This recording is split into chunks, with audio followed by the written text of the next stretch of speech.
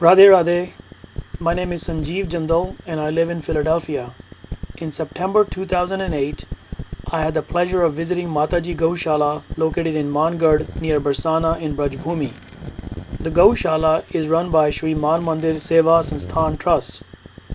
I was proud to learn that Man Mandir is performing Gau Seva to the largest number of cows in all of Braj.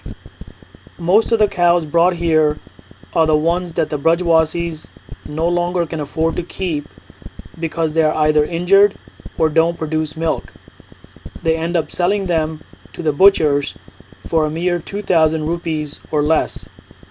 The Gaushala is ever expanding to meet the demand of increasing number of cows, and there is land for additional expansion. In the following footage, you will hear from Braj Sharan Babaji regarding the daily diet of the cows. Then you will see the medical staff catering to an injured calf, followed by some footage of a calf suckling its mother, footage of some playful calves, and ending by the cows returning to the Gaushala for feeding. जय श्री राधे। मैं पहले, आपका नाम है ब्रज शरण जी? हाँ, मुझे बाबा ने ये बताया था कि गौ सेवा और सारी गौशाला की जिम्मेदारी आप पर है।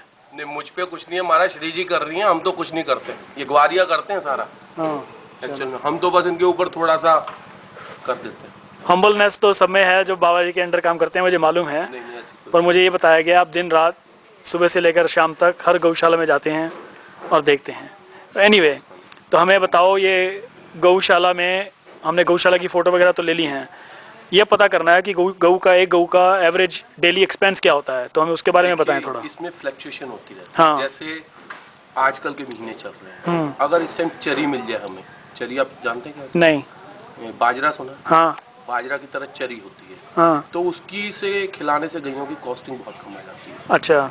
उसमें कॉस्टिंग टोटल 25 रुपये आ जाएगी एक दिन की।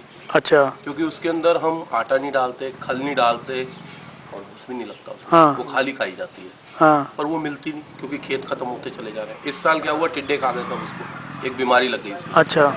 अब गर्मियों के अंदर जनरली गैया जो खाती हैं वो 6 किलो भूसा खाती है। अच्छा, ये भूसा है आपके पीछे जो है? हाँ जी। और 1 किलो के आसपास खल। अच्छा, हाँ, खल जो वो सरसों से निकलता है। हाँ, सरसों से निकलता है जो। और उसके बाद 1 किलो आटा। गर्मियों में जौ का आटा फायदेमंद है उनके लिए।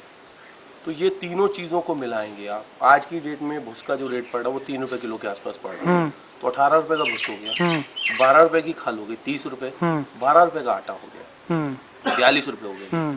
उसके बाद ग्वारियों की अकोमोडेशन, तो ये 45 रुपये के आसपास पर डे दी जगह पड़ता है। सर्दियों में ये बढ़ जाएगी क्योंकि सर्दियों में उन्हें बाजरा खिलाना पड़ेगा, मेथी खिलाते हैं, गुड़ खिलाते हैं, गुड़ की रेट ज़्यादा होता है और उनकी थोड़ी सी भूख भी बढ़ जाती है सर्दियों में। तो उन दिनों में ये कॉस्टिंग 5 रुपये और ज़्यादा बढ़ जाएगी।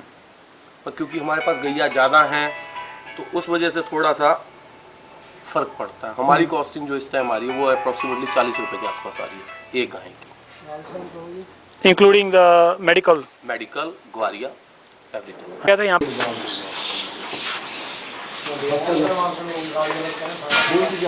ये भैया कौन कौन सी दवाई लगाई जा रही है?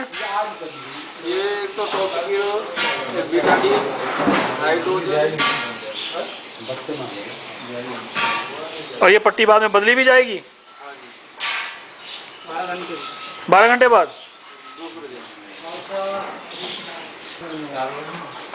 इस बछड़े को और भी कोई बीमारी है कि सिर्फ पैर की है बस?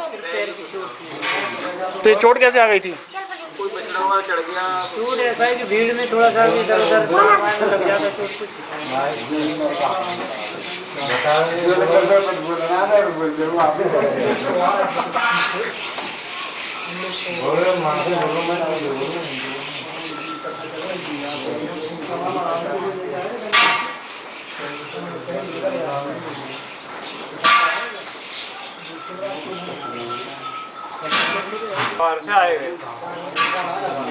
गोवर्धन की गौशाला से आए।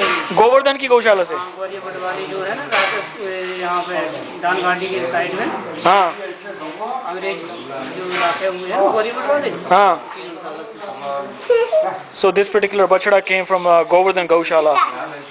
And उनको क्यों नहीं चाहिए था ये फिर?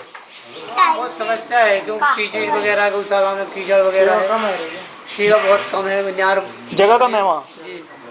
यार उसे पहुँचा। बहुत गई आई हैं वहाँ से। धनसिंगा से बहुत बुरी हाल है, हो गई है, हड्डी हड्डी दिख रही है।